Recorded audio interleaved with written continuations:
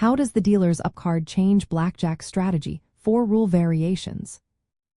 Imagine sitting at a blackjack table and seeing the dealer's face-up card. That single card can tell you a lot about how to play your hand. The dealer's up card is a key piece of information that shapes your decisions. It influences whether you should hit, stand, double down, split, or surrender. But the game isn't always the same everywhere. Casinos often change rules, and these modifications can impact how you respond to the dealer's up card. Knowing how to adjust your strategy for these rule changes can make a big difference in your results. Let's start with the basics. When the dealer shows a low up card, like a 2 through 6, they are more likely to bust because they have to hit until they reach at least 17. So, if you see a weak dealer up card, you can play more cautiously. You might choose to stand on lower totals because the dealer has a higher chance of going over 21. If your hand is strong, you can double down more often to maximize your potential winnings. But be aware of table restrictions. Some tables limit doubling to certain totals, so you need to adapt accordingly.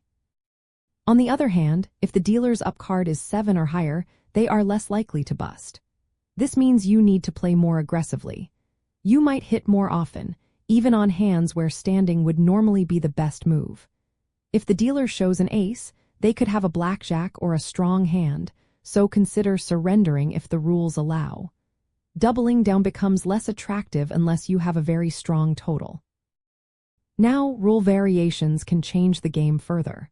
For example, if the casino uses more decks, the house edge slightly increases, but the basic idea remains. The dealer hitting or standing on soft 17 also matters.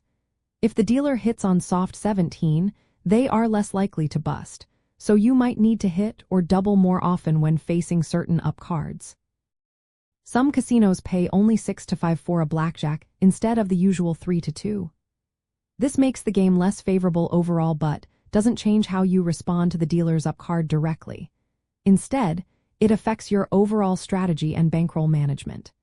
Restrictions on doubling or splitting can also limit your options.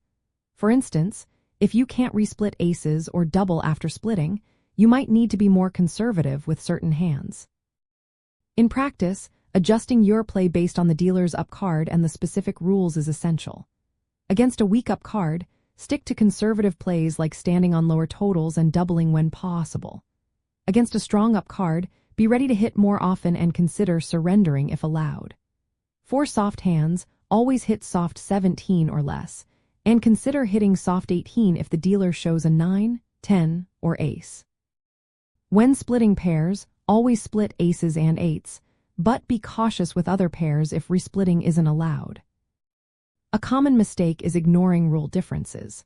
For example, using a basic strategy chart meant for a game where the dealer stands on soft 17 can lead to errors if the dealer hits on soft 17. Always check the specific rules of the table before playing. Also, avoid overreacting to the dealer's up card. Stick to the strategy chart that matches your game and let the math do the work. In summary, the dealer's up card is a vital factor in blackjack. Adjusting your strategy for rule variations ensures you're making the best possible decisions.